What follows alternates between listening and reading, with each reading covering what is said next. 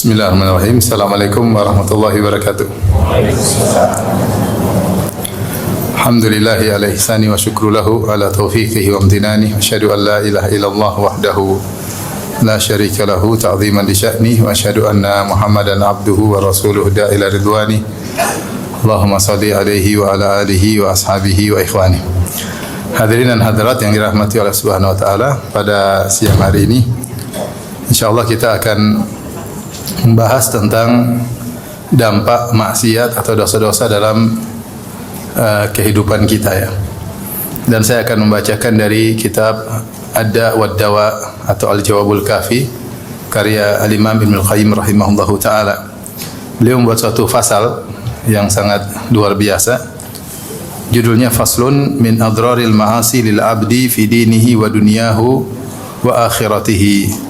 Di antara bahayanya maksiat-maksiat terhadap hamba, yaitu kemudaratan yang akan menimpa hamba terkait dengan agamanya, terkait dengan dunianya dan juga akhiratnya. Sampai Ibnul Wazir dalam kitabnya Al-Awasim wal Qawasim memuji fasal ini ya. Ulama lain memuji fasal yang dibuat oleh Ibnul Qayyim ini. Beliau berkata, "Wa min ahsani man jama'a fi dzalik."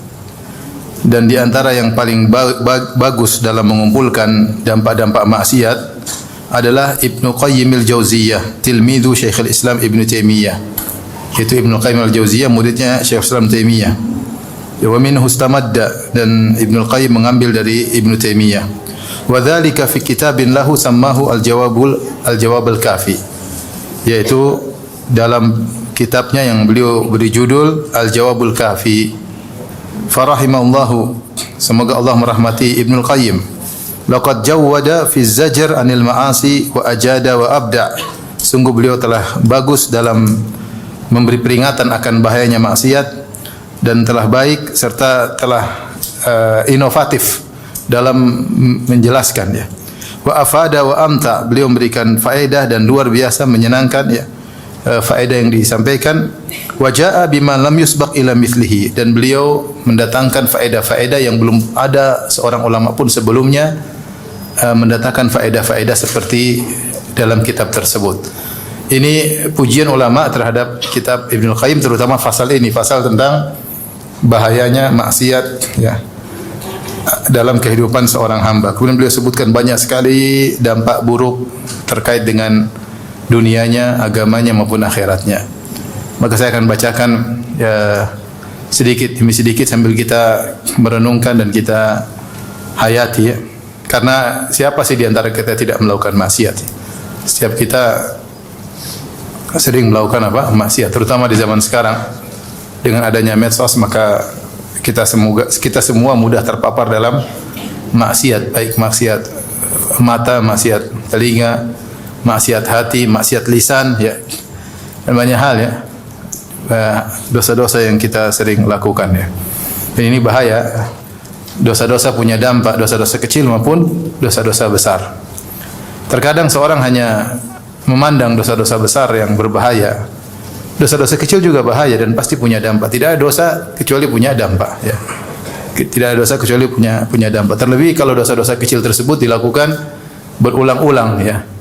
Makanya Rasulullah SAW pernah bersabda, "Iyyakum wa muhaqaratiz dzunub." Waspadalah kalian dari dosa-dosa yang diremehkan ya. Sungguhnya dosa-dosa tersebut idza syama'na 'ala rajul yuhliknahu. Kalau dosa-dosa tersebut yang diremehkan sudah berkumpul pada seorang, maka dosa-dosa tersebut akan membinasakan orang tersebut. Meskipun kecil-kecil tapi banyak berulang-ulang, maka akan membinasakan. Dan dosa pasti punya dampak. Taib, saya bacakan, walil ma'asi minal atharil qabihatil madhumati wal mudhirrati bil qalbi wad din wal badan wad dunya wal akhirah. Maksiat itu punya dampak yang buruk, yang tercela, yang memberi mudarat kepada hati, kepada agama, kepada badan ya, hati, agama, badan, dunia dan akhirat, ma la ya'lamuhu illallah. Yang tidak ada yang tahu seluruh dampak-dampaknya kecuali Allah. Dampaknya sangat banyak, yang tahu hanya Allah Subhanahu wa taala. Ya. Tapi Ibnu Qayyim berusaha menguraikan sedikit demi sedikit. Walaha minal uqubati syar'an wa qadaran ajilan wa ajilan ma la ya'lamu illa Allah azza wa jalla. Demikian juga maksiat-maksiat juga memiliki hukuman-hukuman yang ditimpakan pada pelaku maksiat baik secara syariat maupun secara kenyataan itu secara qadar, secara hukum kauni, secara sunnatullah yang segera maupun diakhirkan, dan yang tahu semuanya hanyalah Allah Subhanahu wa taala. Kemudian mulai menyebutkan sebagian dari dampak maksiat. Artinya beliau ingin menyampaikan dampak maksiat sangat banyak. Ya, tapi yang tahu semuanya siapa? Allah Subhanahu wa taala. Maka beliau hanya menyebutkan sebagian yang Allah bukakan ilmu bagi beliau rahimahullahu taala. Yang pertama adalah hirmanul ilm, yaitu terhalangi dari ilmu. Kata beliau, faminha hirmanul ilmi nafi'. Pelaku maksiat terhalang dari ilmu yang bermanfaat. Kenapa bisa demikian? Fa innal ilma nurun yakdhifuhu Allahu fil qalb. Artinya mungkin aja dia punya ilmu tapi tidak bermanfaat kalau dia pelaku maksiat. Ya. Tapi kalau dia berusaha menghindarkan diri dari maksiat, maka ilmunya akan bermanfaat. Kenapa? Karena ilmu adalah cahaya yang Allah lemparkan dalam hati seseorang. Wal ma'siyatu tudfi'u dzalika nur. Dan maksiat memadamkan cahaya tersebut.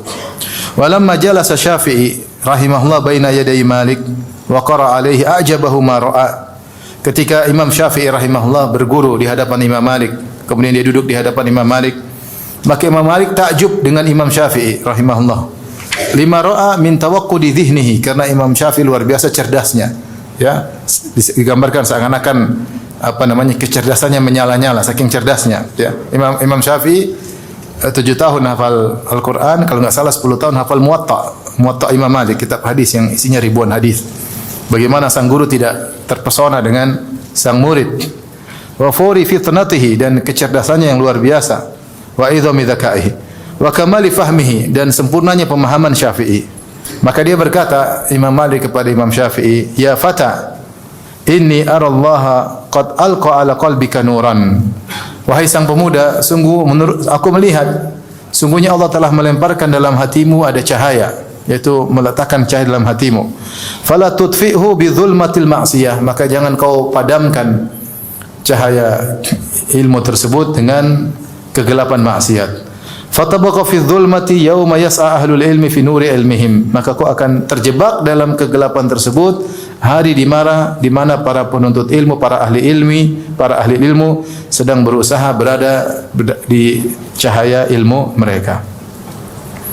Yaitu orang-orang yang menuntut ilmu, para ahli ilmu, mereka di dalam cahaya, ya.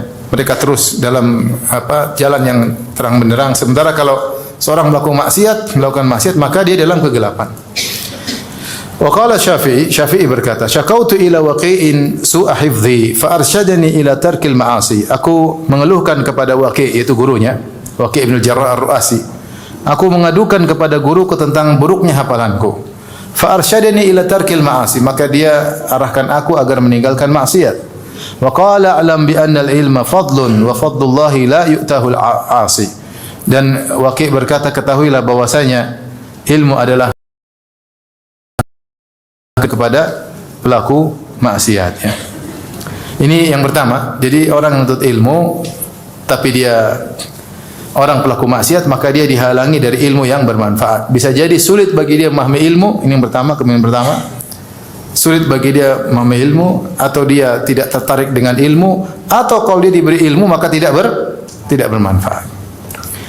Memang kita dapati sebagian orang ketika memiliki menuntut ilmu dengan niat yang buruk, mungkin untuk riya, untuk bangga-banggaan, ketika mereka punya ilmu, mereka hanya bikin masalah di mana-mana. Hanya bikin apa? Masalah. Dia ingin tampil, ingin nomor satu kan, ini bikin masalah di mana-mana. Ya. Ini contoh bahwasanya ilmu yang dia pelajari tidak bermanfaat, bahkan menjadi bumerang yang akan menyerangnya pada hari kiamat kelak. Taib. Yang kedua, di antara dampak bermaksiat, hirmanu rizq, terhalangi dari rezeki. Wa minha kata Ibnu Qayyim rahimahullah taala, hirmanu rizq, pelaku maksiat terhalangi dari rezeki. Rizqul abdan wa rizqul adyan wal qulub min al ma'arif wal mahabbah was sabr wa tawakkul wa ghairi dzalik. Beliau mengatakan terhalangi dari rezeki. Rezeki tersebut terkait dengan rezeki badan, atau rezeki terkait dengan agama, atau rezeki terkait dengan hati. Ya, rezeki secara umum, ya. Jadi bukan maksudnya rezeki secara materi saja, tapi yang terkait dengan badan, mungkin kesehatan, mungkin apa terkait dengan hati. Ya seperti al-ma'arif, ma'rifat kepada Allah menjadi terhalang baginya. Kemudian juga terlepas darinya kesabaran, dia tidak sabar. Kemudian dia tidak tawakal kepada Allah Subhanahu wa taala. Dan dalam Musnad Imam Ahmad dari Nabi sallallahu alaihi wasallam, beliau bersabda, "Innal 'abda la yuhramur rizqa bidzambi yusibuhu." Sungguhnya seorang terhalangi dari rizki gara-gara dosa yang dia lakukan. Hadis ini secara sanad dia lemah, tetapi maknanya benar, ya. Karena kata Ibnu Qayyim setelah itu, wa kama anna taqwallahi majlabatur rizq, sebagaimana bertakwa sebab datangnya rizki, maka meninggalkan ketakwaan sebab datangnya kemiskinan. Ya, famastujliba rizqullahi bimithli taatihi wa tarki ma'siyatihi. Dan tidaklah begitu mudah didatangkannya rizki dari Allah seperti dengan sebab ketaatan kepadanya dan meninggalkan maksiat Allah Subhanahu wa taala. Wa may yattaqillaha yaj'al lahu makhraja wa yarzuquhu min haitsu la yahtasib. Siapa yang bertakwa kepada Allah, maka Allah akan berikan solusi baginya dan Allah beri dia rezeki dari arah yang tidak dia sangka-sangka. Jadi ini rezeki umum, termasuk rezeki materi maupun rezeki terkait dengan hati, itu sabar, tawakal, terkait dengan agama, ini semua rezeki dari Allah Subhanahu wa taala, ya. Maka di antaranya sabar, ya. Makanya dalam hadis kata Rasulullah sallallahu alaihi wasallam, "Wa ma utiya ahadun ata'an ausa." Tidak ada seorang diberi pemberian yang lebih luas daripada sabar. Daripada apa? Sabar. Sabar itu rezeki dari Allah Subhanahu wa taala. Jika seorang sering bermaksiat, maka bisa jadi rezeki tersebut terhalang darinya. Oleh karenanya, kalau kita sudah berusaha, ternyata rezeki secara materi tidak dapat, ya. Kemudian kehidupan semakin seret, ya. Kemudian kita tidak sabar, ini biasanya karena tidak takwa. Ini tidak takwa. Kurang takwa. Dan di antara ciri orang yang bertakwa, dia diberi rezeki dari arah yang tidak dia sangka-sangka. Rezeki ada dua, ada rezeki yang kita persangkakan dan ada rezeki yang tidak kita persangkakan. Kalau seorang bertakwa, dia diberi rezeki dari arah yang dia sangka dan diberi rezeki dari arah yang tidak dia sangka. Rezeki itu banyak, ya.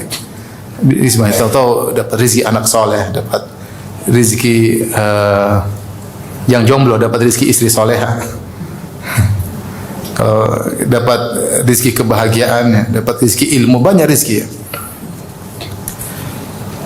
Semakin bertakwa, semakin sering diberi rezeki dari arah yang tidak disangka-sangka. Karena itu janji Allah Subhanahu wa taala. Taib, yang berikut yang ketiga, al-wahsyatu fi qalbil 'asi bainahu wa bainallah.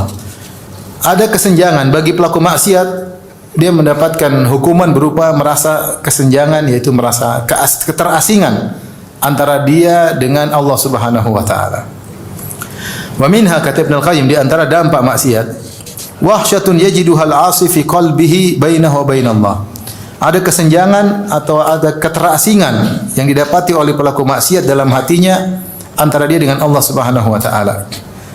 La tuwazinuha wahsyatun. Tidak ada keterasingan yang paling menderita seperti keterasingan ini. Wala tuqarinuha ladzatun aslan, dan ini tidak bisa dibandingkan dengan kelezatan manapun. Mau dikasih kelezatan apapun, tapi kalau seorang hatinya merasa terasing dari Allah Subhanahu wa taala, sungguhnya dia menderita.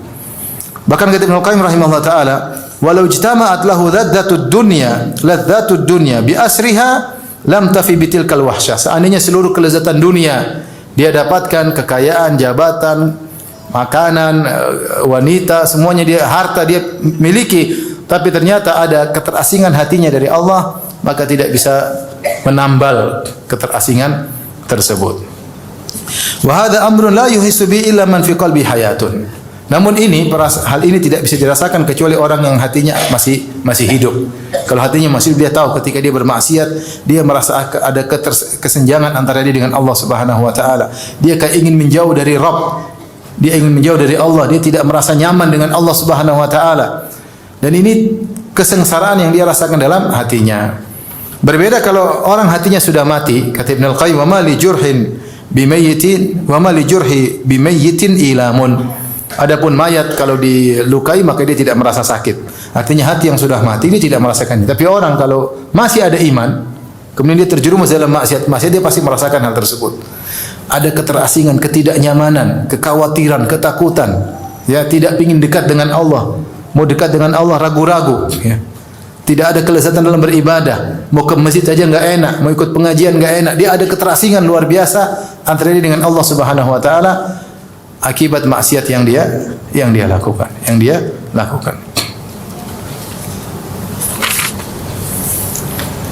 Maka beliau berkata, "Falau lam yatrukil aqilu adh-dhunuba illa hadara min wuqu'i tilkal wahsyah wa wuqu'iha baina wa baina Allah lakana al-aqilu hariyan bitarkiha." Seandainya seorang berakal mengerti, sadar bahwasanya kalau seandainya maksiat sebabnya cuma menimbulkan akibat ini saja, cuma menimbulkan akibat membuat dia tidak nyaman dengan Allah Subhanahu wa taala, maka sudah cukup dia harusnya meninggalkan apa? Maksiat. Dia tidak merasa nyaman dengan Allah Subhanahu wa taala. Baik. Yang berikutnya yang berapa? 4. Al-wahsyatu fi qalbil 'asi baina wa bainan nas. Kemudian ketidaknyamanan itu juga, keterasingan itu juga dia rasakan antara dia dengan manusia, terutama orang yang bertakwa. Dia tidak nyaman duduk sama orang bertakwa, dia merasa tidak nyaman, tidak tentram, ya, karena maksiat yang bergejolak dalam dirinya. Kata Ibnu Qayyim, minha al-wahsyatu allati tahsulu lahu bainahu wa bainan nas. Ya, keterasingan, kesenjangan hati yang dirasakan antara dia dengan orang-orang. Wala siyama ahlul khairi minhum, terutama orang-orang saleh di antara mereka. Fa innal 'asiya yajidu wahsyatan bainahu wa bainahum. Pelaku maksiat merasakan adanya kesenjangan antara dia dengan orang-orang saleh tersebut. Kenapa? Limunafaratil qulub. Karena hati mereka tidak sinkron antara hati-hati orang saleh dengan hati orang yang tidak saleh. Fa inna qalbal 'asi la yalta'imu ma'a qalbit ta'i lima bainahu minal bu'di. Sungguhnya hati pelaku maksiat, qalbu pelaku maksiat tidak sinkron, ya, tidak bisa nyaman dengan hati orang yang saleh karena di antara keduanya ada perbedaan yang sangat jauh. Wa kullama qawiyat tilkal wahsyatu ba'uda minhum, semakin besar kesenjangan tersebut itu semakin dia sering bermaksiat, maka dia semakin enggak nyaman duduk dengan mereka, wa min mujalasatihim, dan tidak nyaman bermajelis dengan mereka karena tidak nyambung, satu bicara ketakwaan, satu bicara akhirat, sementara dia kecenderungan ingin maksiat. Wa hurima barakatul intifa'i bihim, dan akhirnya dia terhalangi dari mendapatkan keberkahan, mendapatkan manfaat dari orang-orang saleh, ya. Ini di antara dampak dari maksiat.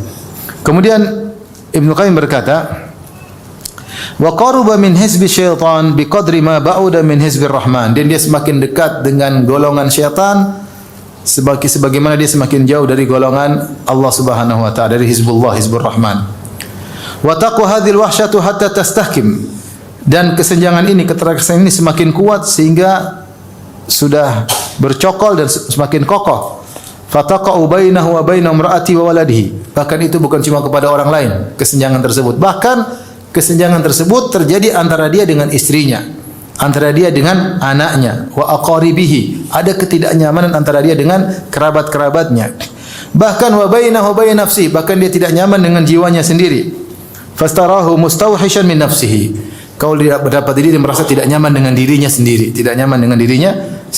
Ini jika kegelapan, wahsyah, kesenjangan, keterasingan itu semakin kuat, dia merasakan dampaknya bahkan hubungan dia dengan istri dan anak-anaknya. Wa qala al-Fudail bin Iyad, berkata Fudail bin Iyad rahimahullah taala, inni la a'sillaha fa'arifu dzalika fi khuluqi himari wa khadimi wa imraati wa qaribati. Sungguhnya aku bermaksiat kepada Allah, dan aku melihat dampak maksiat tersebut pada perangai tungganganku, yaitu himarku, keledaiku, dan aku lihat pada perangai pembantuku, istriku, dan kerabatku. Hal ini disebutkan oleh Ibnu Abi Dunya dan Abu Nuaim dari Fudail bin Iyad. Baik. Jadi maksiat menyebabkan hubungan tidak nyaman, ya. Tidak nyaman sama orang soleh, tidak nyaman duduk sama mereka, maunya duduk sama orang pelaku maksiat, ya, gelisah. Kalau duduk sama orang-orang saleh, pinginnya bermajelis sama pelaku maksiat atau bersendirian dalam dunia maya maksiat, ya, dia tidak nyaman. Bahkan ketidaknyamanan tersebut sampai muncul antara dia dengan istrinya dan anak-anaknya, hubungan tidak nyaman. Ini hidup seperti ini tidak bahagia. Taib, yang berikutnya yang keberapa? 5. 5. Ibu sudah hafal 1, 2, 3, 4. Kalau ujian bisa insyaallah ya. InsyaAllah enggak lulus. Yang berikut yang kelima, ta'sirul umur. Pelaku maksiat urusan menjadi ruwet, menjadi susah. Wa minha, di antara dampak maksiat, ta'siru umuril asi. Pelaku maksiat urusannya menjadi susah alaihi. Fala yatawajjahu li amrin illa yajiduhu mughlaqan dunahu. Tidaklah dia melakukan satu kegiatan kecuali tertutup pintunya.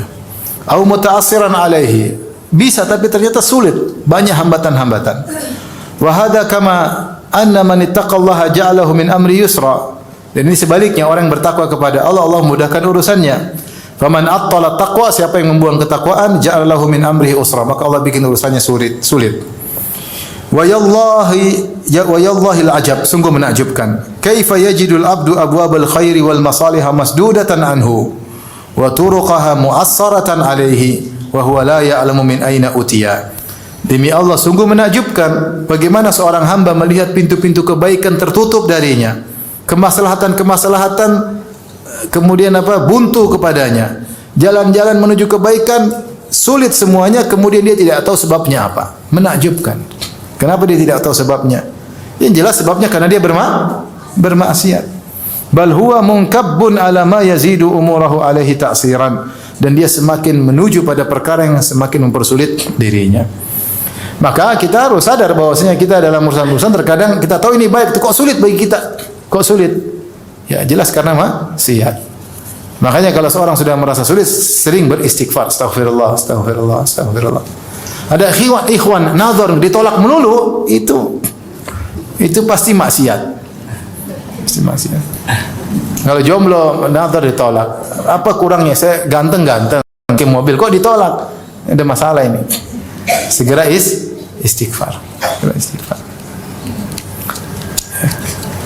Oleh karenanya, ya, maka aneh kalau seorang ketika ingin melakukan kebaikan, jalan-jalannya tertutup, pintu-pintu tertutup, jalan buntu semua, terus dia tidak sadar, kok bisa? Qul huwa min indi anfusikum. Sebagai firman Allah Subhanahu wa taala, itu semua dari diri kalian sendiri. Yang mempersulit adalah kalian. Coba kalau banyak istighfar, banyak bertobat, insyaallah jalan-jalan terbuka. Baik, yang berikutnya yang berapa? Yang keenam, zulmatun fil qalb. Kata Ibnu Qayyim, yaitu ada kegelapan dalam hati, merasa kegelapan. Wa minha, di antara dampak maksiat, zulmatun yajiduha fi qalbihi haqiqatan. Seorang pelaku maksiat mendapati dalam dirinya ada kegelapan yang hakiki. Yuhissu biha kama yuhissu bi zulmatil lail al-bahim idza dlahamma. Dia benar-benar merasakan kegelapan tersebut sebagaimana jika dia berada di dalam kegelapan malam yang gelap gulita. Ada kegelapan tersebut dia rasakan. Fatasiru zulmatul ma'siyati liqalbihi ka zulmatil hissiyati li basarihi. Maka jadilah kegelapan dalam hatinya seperti kegelapan yang nyata di depan matanya. Fa inna ta'ata nurun, karena ketaatan adalah cahaya. Wal ma'siyatu zulmah, dan kemaksiatan adalah kegelapan. Wa kullama qawiyatiz zulmatu izdadat hayratuhu. Semakin besar kegelapan tersebut, maka semakin besar kebimbangannya. Orang tersebut semakin bingung. Hatta yaqa fil bid'ah wad dhalalat, sehingga dia terjerumus dalam bid'ah, kesesatan-kesesatan. Wal umuril muhlikati wa huwa la yash'ur, dia terjerumus dalam perkara-perkara yang binasakan dan dia tidak sadar. Ka'ama kharaja fi dhulmatil lail yamshi wahdahu, seperti orang buta yang keluar di tengah malam gelap gulita kemudian dia berjalan sendiri.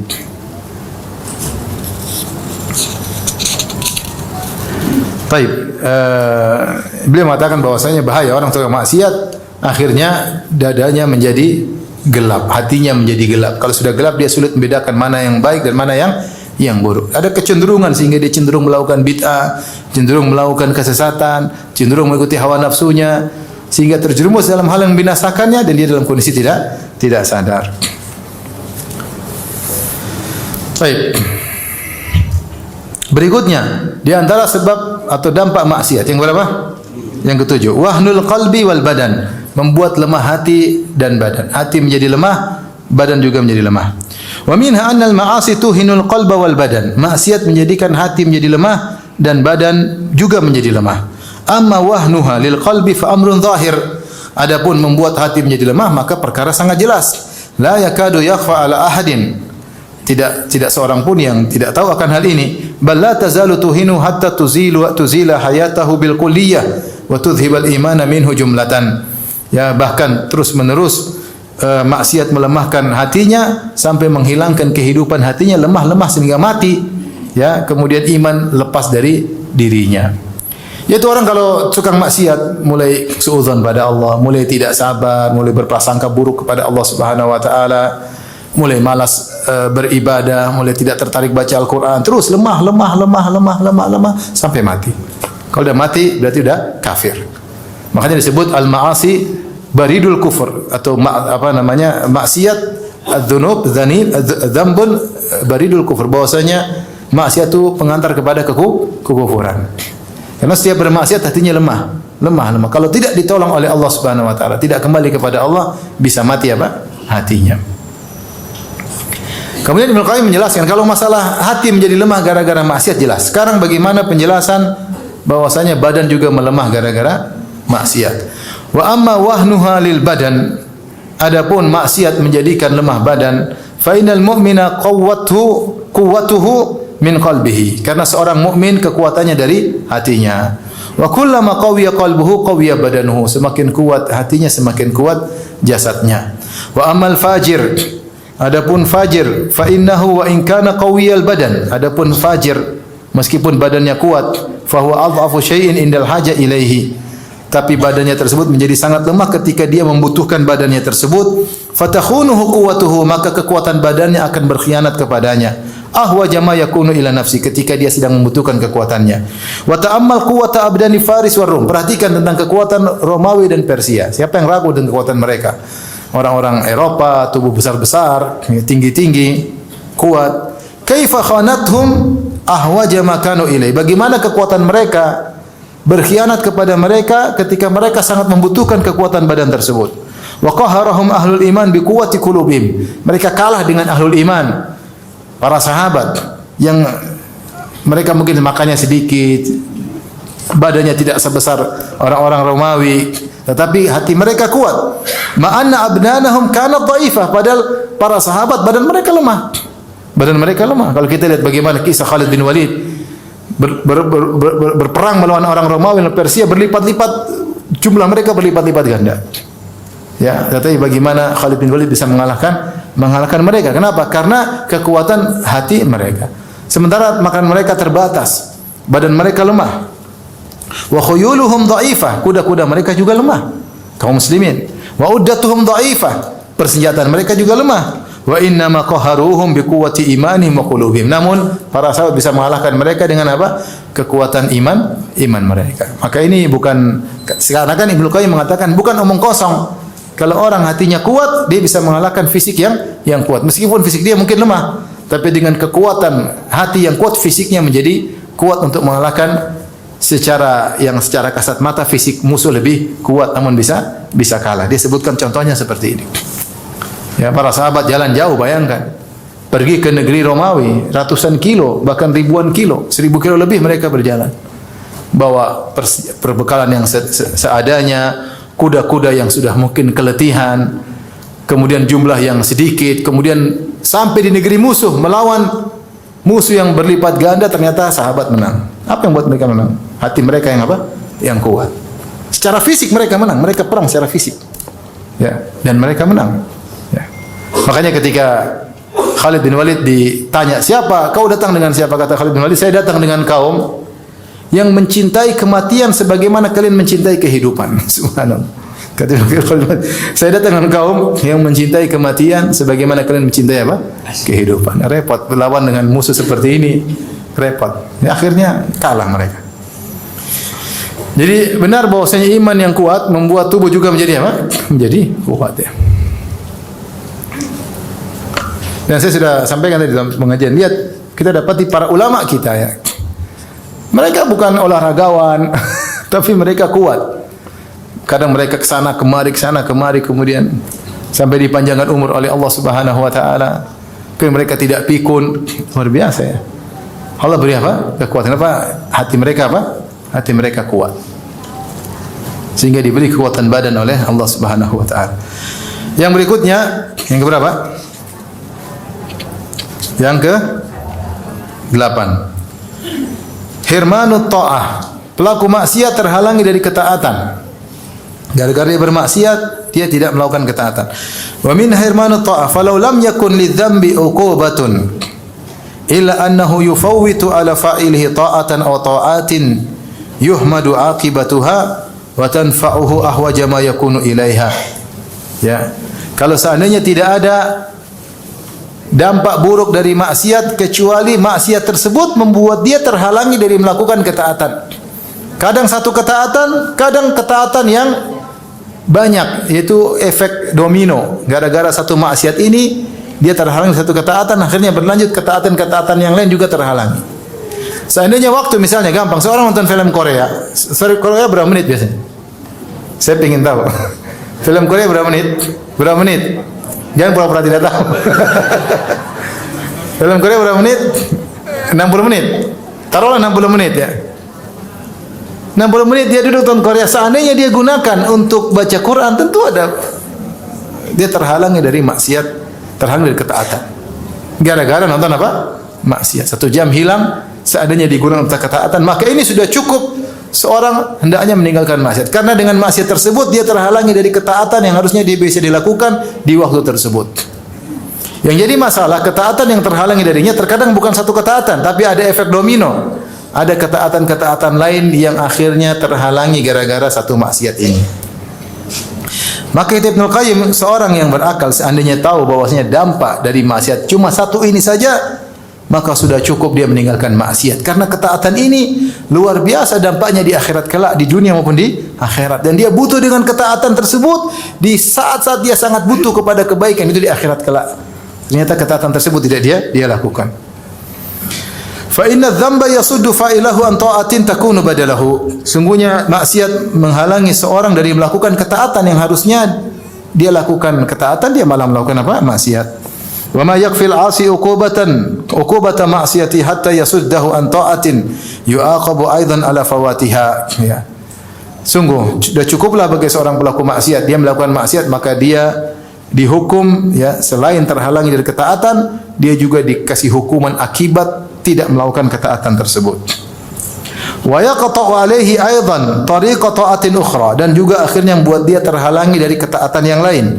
Wa ukhra, dan kemudian ketaatan yang lain. Yang ketiga wa rabi'ah, dan ketaatan yang keempat juga terhalangi. Tsumma khamisah, ketaatan yang kelima juga terhalangi gara-gara satu maksiat. Wa halumma jarra, dan seterusnya. Jadi satu maksiat terkadang efek domino. Terkadang efek domino. Maksudnya harusnya seorang misalnya dia 1 jam dia baca sesuatu, dia baca Quran, maka kemudian dari baca Quran tersebut dia baca mungkin tertarik untuk sedekah gara-gara ada ayat tentang sedekah atau silaturahmi, akhirnya dia melakukan ketaatan yang berikutnya. Ya. Mungkin akhirnya malam dia sholat malam karena dia tadi sebelum tidur baca apa? Al-Quran, akhirnya malam dia sholat malam, akhirnya dia sholat subuh. Coba kalau dia nonton maksiat, ketaatan lewat semua. Dia tidur, sholat malam enggak sholat malam, subuh lewat, salat duha, salat subuh di waktu apa? Duha, salat qobliyah jadi ba'diyah. Lanjut. Pagi-pagi bangun hati menjadi apa? Kering, lupa silaturahmi, lupa sedekah. Ini contoh maksudnya satu maksiat bisa menghalangi dari ketaatan, efek domino juga terkadang panjang.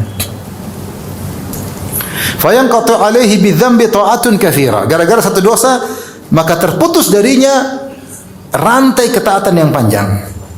Kullu wahidatin minha khairun lahu minad dunya wa ma 'alaiha. Setiap kebaikan yang terhalangi darinya lebih baik daripada dunia dan seisinya. Gara-gara nonton film Korea, dia tidak salat malam. Salat malam ini lebih baik daripada dunia dan seisinya. Yang dia lakukan mungkin setengah jam, 1/4 jam, 1 jam, lebih baik daripada dunia dan seluruh isinya. Salat subuh di masjid, salat qobliyah subuh yang dia lakukan akhirnya terhalangi. Yang kedua qobliyah subuh ini lebih baik daripada dunia dan seisinya. Apalagi salat subuh berjamaah. Apalagi zikir setelah subuh, zikir setelah subuh, kemudian dia salat duha. Semua lewat gara-gara tadi malam dia bermaksiat. Betapa banyak ganjaran yang hilang darinya. Fayafutuhu al-ajr ma'a hamli al-wizr, maka pahala luput darinya dan dia harus memikul dosa. Wa tatadha'afu fi haqqihi al-uqubah, kemudian bertumpuk padanya. Wa hadha karajulin akala aklatan awjabat lahu maradatan tawilatan mana'atu min iddati akalatin atyaba minha. Ini gambarnya sederhana kata Ibnu Qayyim, seperti seorang makan suatu racun bikin dia sakit. Gara-gara dia sakit dia enggak bisa makan yang enak-enak, yang baik-baik sekian lama. Kira-kira seperti itu. Ketika dia bermaksiat, terhalang dari banyak kebaikan-kebaikan yang lain. Intinya dia jadi terhalangi. Allah bikin dia terhalangi dari kebaikan-kebaikan yang lain gara-gara satu maksiat yang dia lakukan. Bagaimana kalau berbagai macam maksiat? Al-Hasan Al-Basri berkata, "Inna min thawabil hasanatil hasanata ba'daha." Di antara balasan kebaikan adalah kebaikan yang selanjutnya. Orang melakukan kebaikan, Allah berikan dia untuk lanjut ke kebaikan berikutnya. Wa min uqubati sayyi'ati sayyi'ata ba'daha. Hukuman terhadap keburukan adalah keburukan yang selanjutnya dia lakukan. Fal abdu illam yashghal nafsahu bil haqqi wa illa shaghalathu bil batil. Seorang kalau tidak menyibukkan hatinya untuk kebaikan, maka hatinya akan menyibukkan dia untuk kebatilan. Fallahul musta'an. Ini yang kata disebutkan dari sebagian orang, al-waqtu kas-sayf illam taqta'uhu qata'aka. Waktu itu seperti apa? Pedang. Kalau kau tidak patahkan pedang tersebut yang akan menebasmu. Artinya waktu kalau kau tidak gunakan untuk kebaikan, maka kau bisa gunakan dia untuk apa? Keburukan. Dia akan menjebakmu untuk melakukan kemaksiatan. Maka dalam hidup ini kita berusaha bikin jadwal yang menjebak kita pada kebaikan-kebaikan. Ya. Jika tidak, nongkrong melamun, akhirnya mulai kepo, udah kepo, akhirnya terjumus dalam apa? Maksiat. Nonton ini. Coba, seorang kalau lihat maksiat setengah jam, 1 jam, saya coba cek hatinya. Hatinya tadi sebelum nonton maksiat dengan setelah nonton maksiat pasti sudah berubah. Pasti sudah berubah. Ada kesenjangan dengan Allah Subhanahu wa taala, ada ketidaknyamanan dengan Allah Subhanahu wa taala. Pasti sudah berubah. Ya. Dan itu sebagai contoh bahwasanya dampak maksiat itu secara langsung. Sementara kalau dia satu jam dia baca Quran, coba dia cek hatinya sebelum baca Quran dengan baca Quran, pasti ada kebahagiaan. Pasti langsung, tidak terlambat, langsung dia bahagia. Dampak ketaatan yang langsung dia rasakan seketika itu juga. Tapi sekarang ke berapa? 9. Ini banyak puluhan, sampai subuh juga enggak selesai. Tebal, benar tebal. Ini dampak maksiat setebal ini.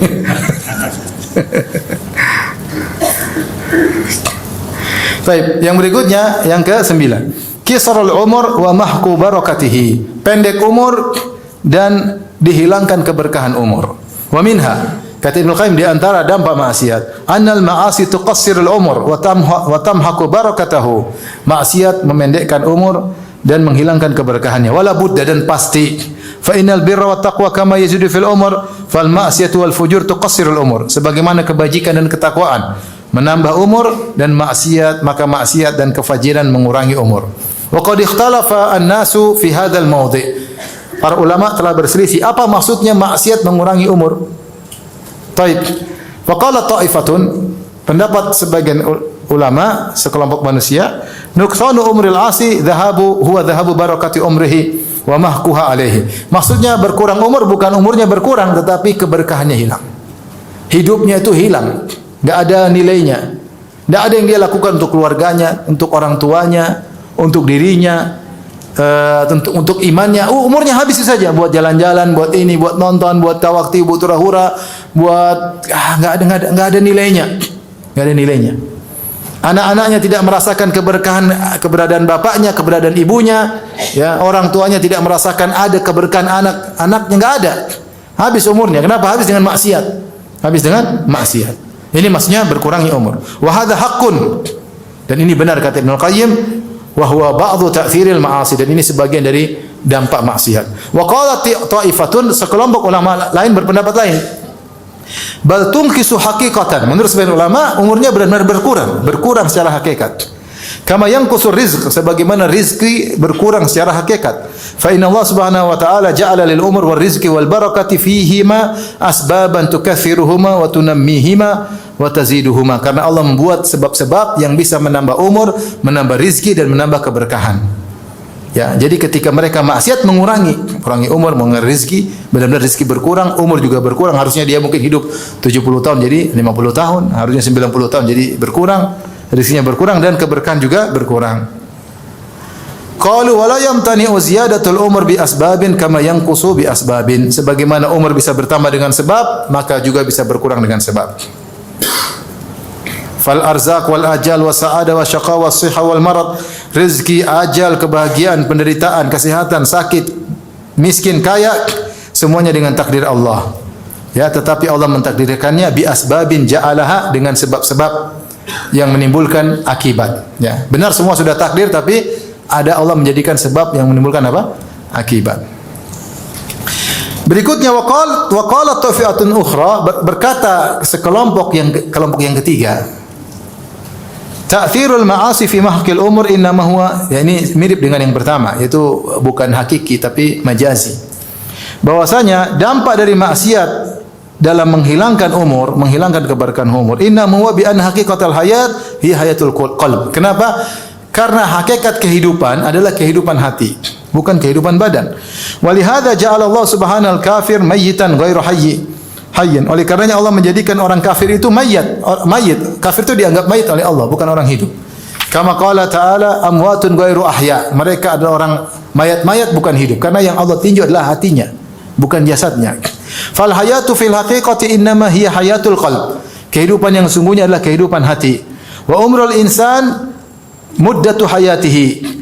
Dan umur manusia adalah sepanjang hayatnya, sepanjang hidupnya. Falaisa umruhu illa awqatu hayatihi billah. Fatilka sa'atu umrihi. Maka kehidupan yang sungguhnya jika hatinya bersama Allah. Jika hatinya tidak bersama Allah, berarti dia tidak sedang ada umurnya. Jadi seakan-akan pendapat yang mengatakan kehidupan sungguhnya itu kehidupan hati. Nah, kalau mau dibilang hati yang hidup, ya adalah hati yang bersama Allah. Kalau hati gunakan maksiat, itu hati sedang mati. Hati sedang mati. Maka orang melakukan maksiat sungguhnya kehidupannya semakin pendek. Karena kehidupan hatinya banyak digunakan untuk maksiat kepada Allah Subhanahu wa taala. Fa'ala hadza fal birru wat taqwa wa ta'atu tazidul fi umr fi hadhihi al awqat allati hiya haqiqatu umrihi wa la umra lahu siwaha. Maka dengan demikian maka kebajikan, ketakwaan, ketaatan menambah umur, yaitu dalam waktu-waktu yang digunakan untuk takwa, itulah hakikat kehidupan manusia. Dan tidak ada umur bagi manusia kecuali dalam rangka ketaatan. Kalau bukan untuk ketaatan berarti dia sedang apa? Sedang mati. Wabil jumlah, fal abdu idza a'rada 'anillah ishtaghala bil ma'asi.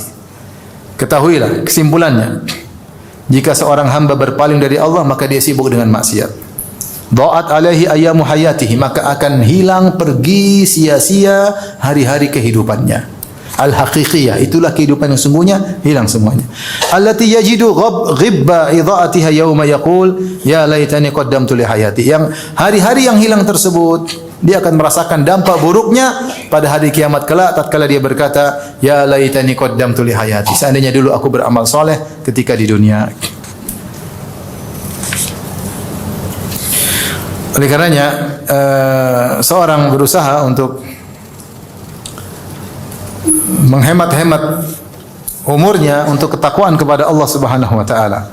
Jika umurnya habis buat kemaksiatan, maka sungguhnya dia telah mengurangi kehidupan yang hakiki. Karena kehidupan yang hakiki adalah kehidupan hati bersama Allah Subhanahu wa taala. Maka di sini kita renungkan ikhwan, sudah betapa banyak umur yang sudah kita buang. Terlalu banyak.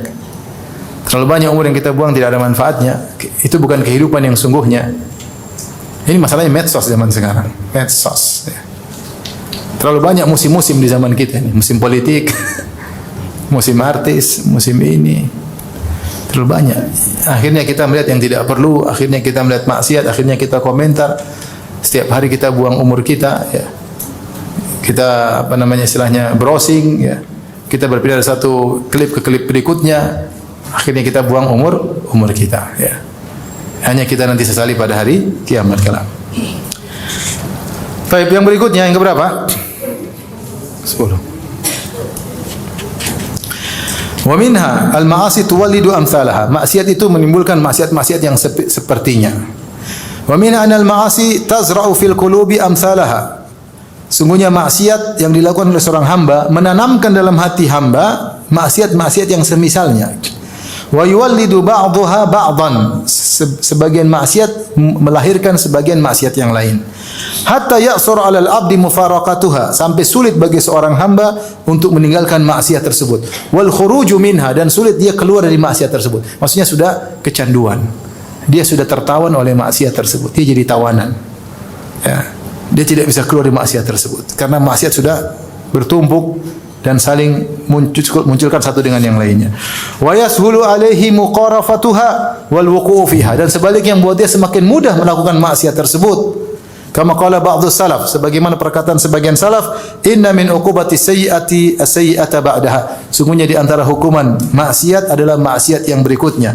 Wa inna min thawabil hasanati al-hasanata ba'daha. Di antara balasan kebajikan adalah kebajikan selanjutnya. Fal abdu idza amila hasanatan, ini dampak maksiat. Karena kamu kalau maksiat bukan itu saja yang kau lakukan, pasti giring maksiat yang lain. Sederhananya orang kalau musik, emang musik aja yang dia maksiatin. Banyak udah musik pasti ya, disco-disco, kemudian niru-niru orang-orang kafir, kemudian sama cewek-cewek, kemudian syahwat, kemudian teler, kemudian bisa terjun pada zina dan yang lainnya, narkoba dan yang lain. Ya tidak? Ya. Dan itu ya, sering sekali artis-artis seperti itu, sering sekali. Ya. Mereka buat senang orang, mereka sendiri tidak senang, tidak bahagia. Akhirnya narkoba, keluarga berantakan, ya. Tidak ada kebahagiaan, gonta-ganti pasangan dan seperti itu, ya. Khamar, ya. Zina. Fal abdu idza amila hasanatan qalat ukhra ila janibiha. Jika seorang hamba melakukan kebaikan, maka kebaikan lain di sisinya berkata, ha ana hasanatun fa'malni aidan. Saya juga kebaikan, lakukan dong kebaikan tersebut. Ini dampak melakukan kebaikan. Jika melakukan kebaikan, kebaikan lain memanggil dia, saya juga kebaikan, lakukan dong. Fa idza amilaha qalat ukhra. Kalau dia melakukan kebaikan yang berikutnya, kebaikan yang lain juga ngomong, i'malni, lakukanlah aku juga. Wa thalithatan wa rabi'atan kadzalik. Kemudian kebaikan yang ketiga, kebaikan yang keempat dan seterusnya, wa halum majarra. Fatadha'afa ribah, maka keuntungan yang didapatkan pahala berlipat ganda. Wa tazayyadatil khairatu wal hasanat, maka kebaikannya bertumpuk-tumpuk, kebaikannya bertambah-tambah. Namun sebaliknya, wa kadzalika janibus sayyiati aidan. Demikian juga sisi keburukan. Ya. Hatta tasiru at-ta'at wal ma'asi hayatin rasikhatin wa sifatin lazimatin wa malakatin thabitatin. Falau attala aman ke? Falau attala al-muhsin ta'ala dhaqat alaihi nafsuhu. Ya. Kata beliau Ibnu Qayyim rahimahullah taala, bahwasanya ketika seorang melakukan kebaikan itu akan bertumpuk-tumpuk sehingga menjadi suatu kondisi yang kokoh dan sifat yang melazimi. Demikian pula keburukan. Kita melakukan maksiat yang satu, maksiat yang lain mengatakan saya juga maksiat. Kenapa kau tidak lakukan? Maksiat juga melakukan, saya juga maksiat. Kenapa kau tidak melakukan? Kenapa kau hanya melakukan maksiat yang itu? Saya juga dong. Akhirnya bertumpuk-tumpuk maksiat yang satu dengan yang lainnya. Ya. Aman ya kalau enggak ganti. Ya. Aman ya. Sampai Ibnu Qayyim mengatakan, perhatikan di sini. Sampai kalau seorang yang baik dia meninggalkan satu kebajikan atau dia meninggalkan kebajikan, la dhaqat alaihi nafsuhu, maka dia merasa sesak, kenapa saya tidak melakukan kebaikan? Artinya dia sudah kecanduan apa? Kebaikan. Dia hari ini tidak salat malam, dia aduh, kenapa saya tidak salat malam? Kenapa tadi sudah alarm bunyi tapi saya tidur lagi? Ya. Kenapa saya tidak berbuat baik sama dia? Kenapa saya tidak bersedekah hari ini? Kenapa saya tidak salat duha hari ini? Kenapa hari ini saya tidak baca Quran? Dia merasa sesak dirinya. Ya. Wa dhaqat aila ardu bima rahubat. Ya. Dia merasa bumi yang luas ini terasa sempit baginya ketika sudah terbiasa melakukan kebajikan, kemudian dia tidak melakukannya. Wa ahassa min nafsi bi annahu kal huti idza faraqa al ma. Dan dia merasa dirinya seperti ikan sudah jika lepas dari air. Sudah sulit hidup ini, ikan tanpa air susah. Hatta yu'awidaha, sampai dia kembali kepada air tersebut. Fataskunu nafsuhu wa taqarra ainuhu. Kalau dia sudah melakukan kebajikan lagi, maka dia tentram lagi, tenang lagi, seperti ikan yang dikembalikan ke air. Sebaliknya, Lau attala al-mujrimul ma'siyata wa aqbala at-ta'a la dhaqat alaihi nafsuhu. Kalau pelaku maksiat yang sudah terbiasa melakukan maksiat, ketika diajak melakukan ketaatan, maka dirinya menjadi sempit. Sulit. Mau disuruh salat berat. Wa dhaqa sadru, suruh baca Quran berat, hatinya menjadi sempit. Ayat alaihi madahibuhu, semua jalan keluar tertutup. Hatta yu'awidaha, sampai dia melakukan maksiat lagi. Hatta inna katsiran minal fusaq, perhatikan. Sampai sebanyak dari pelaku maksiat, la yuwaqi'ul ma'siyata min ghairi ladzatin yajiduha. Perhatikan, ini Ibnu Qayyim perkataan indah. Wala da'iyatan ilahi illa lima yajiduhu min alam bimufaraqatiha. Sampai sebagian pelaku maksiat ketika melakukan maksiat, dia bukan karena dapat kelezatan. Sudah ada tidak ada kelezatan lagi. Cuma kalau dia tidak maksiat, dia menderita. Saya ulangi, dia maksiat sudah saking biasanya. Ini maksiat yang dilakukan bukan karena kelezatan lagi, tapi kalau dia tidak lakukan, dia menderita. Ngeri. Kama sarraha bidzalika Syekhul Qaum, sebagaimana ada di antara mereka bos pelaku maksiat yang mengaku akan hal ini tukang minum bir. Dia berkata, wa ka'sun syaribtu ala ladzatin wa ukhra tadawaitu minha biha. Satu gelas bir saya minum untuk kelezatan, satu gelasnya lagi untuk pengobatan. Karena kalau saya tidak minum, saya tersiksa. Saya tersiksa, kecanduan. Ini bukan karena kelezatan lagi, tapi karena tersiksa kalau tidak melakukan apa? Maksiat. Sama perokok, minum khamar, pecandu film yang porno misalnya, atau narkoba, ya. Apa dia bilang? Kalau tidak konsumsi narkoba mengalami apa namanya? Sakau apa? Sakau. Ya. Sakit tidak? Sakit itu. Sakit, kasihan. Jadi dia minum narkoba bukan untuk kelezatan, tapi karena untuk menghilangkan apa? Sakau yang dia rasakan. Jadi maksiat seperti itu. Dia bukan apa, tapi harus dia lakukan. Jika tidak, dia kayak ada yang hilang. Dan dia harus melakukannya. Sudah kecanduan. Canduan. Bukannya kelezatan, nggak ada lagi. Khamar satu saya minum untuk kelezatan, benar. Khamar berikutnya saya minum untuk berobat. Karena kalau saya tidak minum, saya menderita. Itu dampaknya maksiat kalau sampai pada tahapan seperti itu. Wala yazalu al-'abdu yu'ani ta'ata. Senantiasa seorang hamba berusaha sulit menjalankan ketaatan, tapi dia jalani wa ya'lafuha, sampai dia terbiasa, bahkan wa yuhibbuha, kemudian dia cinta ketaatan tersebut. Baca Quran pertama malas, tapi lama-lama senang, lama-lama pingin tadabbur, lama-lama pingin menghafal. Itu butuh perjuangan sampai tahapan tersebut. Wa yu'thiruha hatta yursilallahu subhanahu bi rahmati alaihi malaikata ta'azzuhu ilaiha azzan, sampai dia mengutamakan ketaatan tersebut daripada kenikmatan-kenikmatan yang lain, sampai Allah dengan kasih sayangnya mengirim malaikat untuk mendorongnya, ayo taat, ayo bangun malam, ayo baca Quran, ayo sedekah, ada malaikat yang mendorongnya. Wa tuharriduhu 'alaiha, buat dia segera ayo melakukan ketaatan. Wa tus'ijuhu an firashi wa majlisi ilaiha, membuat dia gelisah. Hari ini dia belum baca Quran, orang ngobrol, dia pingin segera pergi, pingin segera pulang. Kenapa? Dia membaca Quran. Dia pingin segera tidur. Kenapa? Supaya bisa bangun malam. Kalau sudah bangun malam dia gelisah. Sudah jam berapa ini? Dia pingin bangun salat malam. Ada malaikat yang buat dia gelisah untuk melaksanakan apa? Ketaatan. Sebaliknya, wala yazalu ya'laful ma'asi. Sementara seorang senantiasa melakukan maksiat, wa yuhibbuha, sampai cinta kepada maksiat tersebut, wa yu'thiruha, sampai mendahulukan maksiat atas segalanya. Dia tidak peduli apakah ini berdampak kepada istrinya, berdampak kepada anaknya, berdampak kepada ekonominya, dia tidak peduli. Apakah kesehatannya juga ditumbalkan, dia tidak peduli, karena dia sudah jatuh cinta sama maksiat tersebut, sudah kecanduan. Hatta yursilallahu alaihi syayatin fata'uzuhu ilaihi azzan, sampai Allah kirim bagi dia setan-setan menggiring dia, buat dia gelisah untuk kalau tidak bermaksiat, sehingga dia harus bermaksiat. Fal awwalu qawwa junda ta'ah bil madad fasaru min akbari a'wanihi wal 'asi qawwa jundal ma'siyah bil madad fakanu a'wanan alaihi. Baik, lanjut apa sudah? Sudah ke berapa ini? Sudah 10. Udah 10 cukup ya? Hah? Nanti lain kali ya. Gimana ibu-ibu, lanjut apa sudah?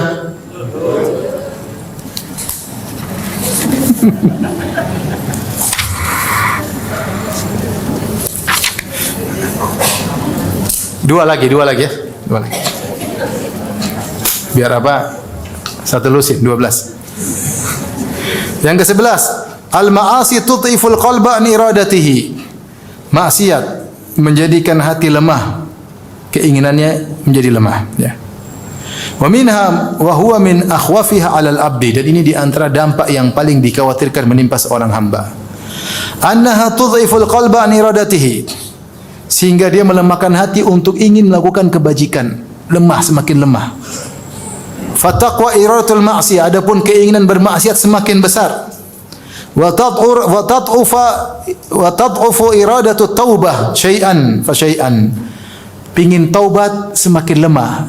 Kepingin taubat tadinya awal pingin taubat, lama-lama semakin tidak pingin bertobat. Semakin lemah. Ila an tansalikha min qalbihi iradatu taubah bil kulliyah, sampai keinginan taubat hilang sama sekali. Sudah dia enjoy dengan maksiat, dia tenggelam dalam maksiat. Falau mata nasifu lama taba ila Allah. Ya. Falau mata nisfuhu lama taba ila Allah. Fayati minal istighfar wa taubatil kadzdzabin bil lisan bi syai'in katsir. Ya. Wa qalbu maqudun bil ma'siyah. Makanya akhirnya apa? Betapa kalau seandainya hatinya mati setengah, kita sudah sulit mengatakan dia bertobat kepada Allah. Ya, kenapa? Dia mungkin bilang istighfar, mungkin dia bilang saya bertobat dengan lisannya sering, hatinya sudah mati setengah. Bagaimana kalau mati seluruhnya?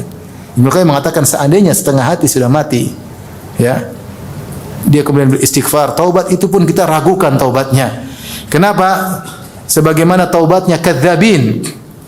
Fayati minal istighfar wa taubatal kadzdzabin bil lisan bi syai'in katsir, seperti para pendusta yang kami bertobat, kami beristighfar, wa qalbu maqudun bil ma'siyah, sementara hatinya pingin melakukan maksiat, hatinya berazam untuk maksiat, musirrun 'alaiha, masih rindu dan candu untuk maksiat, azimun ala muwaqa'atiha mata amkanathu, dan bertekad untuk melakukannya kapan bisa bermaksiat. Wa hadza min a'zamil amradi wa aqrabiha ilal halak, dan ini adalah penyakit yang paling berbahaya yang menjerumuskan dalam kebinasaan. Ini hati-hati. Orang bermaksiat akhirnya tidak berpikir taubat. Akhirnya lupa untuk bertobat dan tidak terbetik hatinya untuk bertobat sedikit pun. Ini bahaya. Kalau sudah begitu kemudian mati, selesai. Yang terakhir. Yang ke-12. Al-ma'asi tudhibu minal qalbi istiqbahaha. Maksiat itu menyebabkan tidak ada lagi dari hati rasa memandang maksiat itu buruk. Artinya kalau orang beriman lihat maksiat itu buruk, tapi karena dia sering bermaksiat, akhirnya bagi dia maksiat itu tidak buruk. Ini berbahaya. Wa minha, yang ke-12, annahu yansalikhu minal qalbi istiqbahul maksiyah.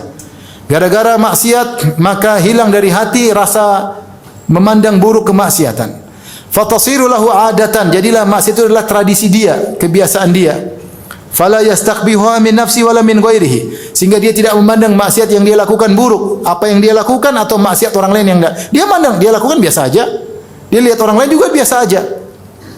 Jadi ini benar, ikhwan. Coba bayangkan, enggak usah orang melakukan.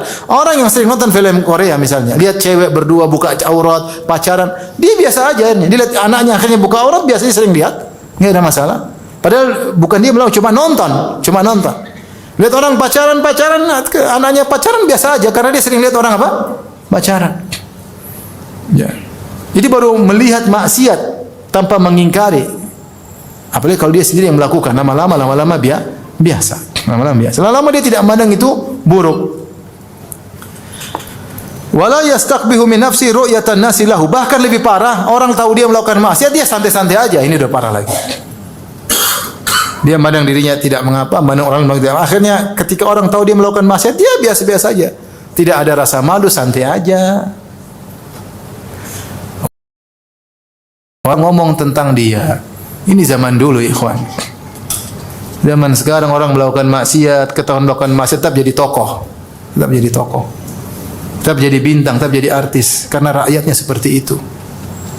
Misalnya mulia apa? Ini Ibnu Qayyim bicara zaman dulu. Zaman sekarang kalau kemaksiat, ketahuan ini, tetap aja jadi artis. Tetap aja dipuja-puja. Tetap aja disanjung-sanjung. Tetap aja di bintang iklan. Ya. Karena masyarakatnya seperti itu.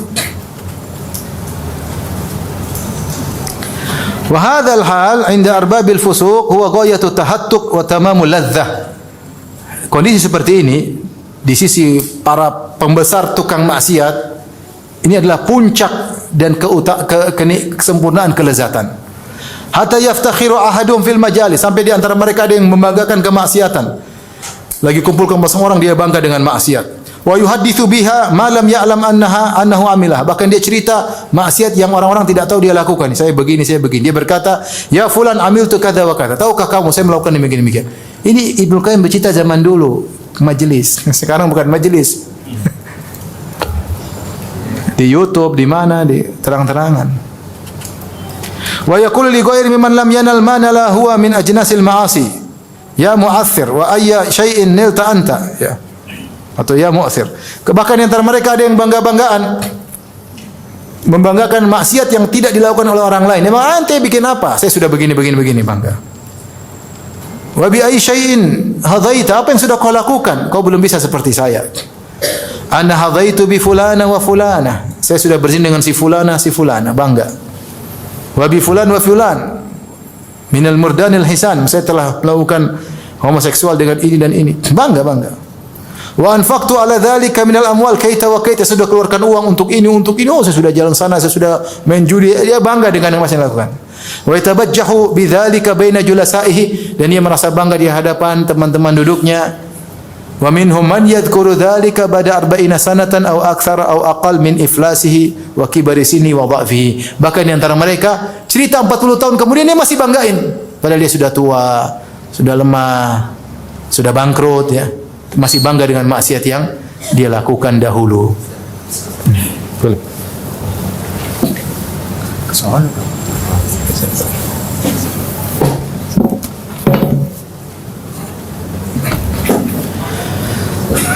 sudah selesai, tenang aja. Jadi kalau maksiat sudah masuk dalam hati seorang, ya, maka dia bahkan bangga dengan maksiat tersebut. Hatinya sudah benar-benar rusak. Tadinya malu hilang. Tadinya memandang maksiat buruk, sudah enggak buruk lagi. Melihat orang melakukan keburukan, dia tidak menganggap buruk. Bahkan dia akhirnya membanggakan kemaksiatan yang dia lakukan. Kalau dia tidak bertobat, maka binasalah dia. Wa hadha ad-darbu minan nasi la yu'afawna minhu wa tusaddu alaihim tariqut taubah. Kelompok model manusia seperti ini tidak akan selamat, tidak diampuni oleh Allah. Akan tertutup darinya pintu taubat. Wa tughlaqu anhum abwabuha, maka pintu-pintu taubat tertutup dari mereka. Fayamutu ahadum bila taubah, maka salah seorang dari mereka mati tanpa bertobat. Kama qala Nabi sallallahu alaihi wasallam, sebagaimana Nabi bersabda, kullu ummati mu'afan ilal mujahirin. Setiap umatku yang pelaku maksiat akan selamat, akan diampuni, kecuali yang terang-terangan bangga-banggaan dengan maksiat yang dia lakukan. Wa inna minal ijhar an yasturallahu 'alal abdi. Di antara bentuk terang-terangan melakukan maksiat adalah seorang hamba melakukan maksiat, Allah sudah tutup maksiatnya, tsumma yusbihu yafdahu nafsahu. Kemudian pagi hari dia ceritakan maksiatnya, wa yaqulu ya fulan amiltu yauma kadza wa kadza. Dia bilang wahai fulan, dia cerita sama temannya, saya telah melakukan hari ini maksiat ini dan ini. Fayahtiku nafsahu, maka dia membongkar tirai yang menutup aibnya, dia bongkar, dia robek. Waqad bata yasturuhu rabbuhu, padahal tadi malam Allah sudah tutup apa? Maksiat yang dia lakukan. Taib, inilah selusin dampak dari maksiat. Seharusnya sudah cukup membuat kita berpikir 1000 kali ketika melakukan apa? Kemaksiatan. Terlalu banyak kerugian yang kita rasakan di dunia, terlebih lagi di akhirat kelak.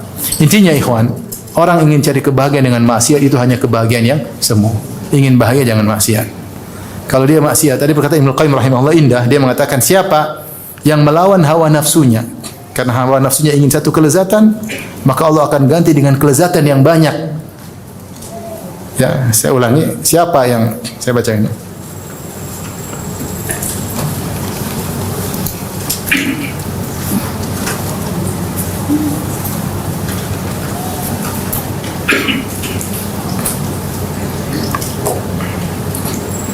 Ibnu Qayyim rahimahullah dalam Rawdatul Muhibbin berkata, mukhalafatul hawa tuqimul 'abda fi maqami man law aqsama 'ala Allah la abarrahu fayaqdi lahu min al-hawaiji adhafa ma fatahu min hawahu.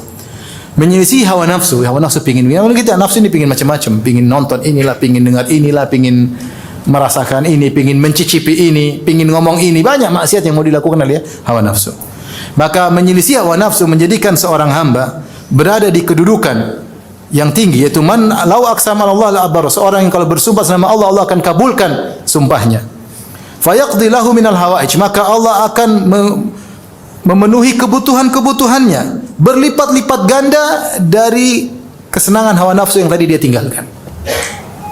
Maka yang kita kebayangkan dengan kenikmatan sementara, saya pingin gini, ada nikmat benar setelah itu, tapi kalau kita lakukan ini terlalu banyak kesenangan yang akan hilang.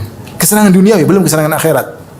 Ya. Sederhananya seorang kalau misalnya dia tidak jaga pandangannya, lihat macam-macam, akhirnya apa? Akhirnya dia hidup sendiri, menderita banyak. Dia lihat cewek cantik di medsos, cewek cantik, terus mau diapain? Lihat aja, ngiler juga ngiler, mau diapain? Nggak bisa apa-apa. Akhirnya istrinya jelek, akhirnya hidup menderita sama istrinya bertahun-tahun. Akhirnya apa? Apalagi istrinya pesek misalnya, dia menderita nggak? Tadi padahal istrinya sebelumnya kelihatan mancung, kelihatan indah. Tapi gara-gara tidak menjaga pandangannya, akhirnya jadi jelek istrinya. Istri yang cantik pun bisa jadi apa? Jelek. Akhirnya yang menderita siapa? Menderita dia. Di dunia, belum di akhirat, dia yang menderita. Akhirnya dia selalu pingin lihat cewek cantik dan dia tidak pernah meraihnya. Dia tidak pernah merasakannya, tidak bisa mengicipinya, nggak bisa. Yang makanan depan dia tidak mau dia icipi karena sudah tidak ada kelezatan. Artinya ini bahayanya hawa nafsu seperti itu. Dia menghayalkan kita mendapatkan kelezatan, padahal kelezatan yang semu, kemudian akhirnya menghilangkan banyak kelezatan duniawi, belum kelezatan akhirat, belum. Kata Ibnu Qayyim, seandainya seorang melawan hawa nafsunya, ini Allah akan membuat dia kebahagiaan yang lain yang banyak. Yang banyak dia dapatkan dengan melawan hawa nafsunya. Tapi demikian saja. Subhanakallah bihamdik, asyhadu an la ilaha illa anta, astaghfiruka wa atubu ilaik. Assalamualaikum warahmatullahi wabarakatuh.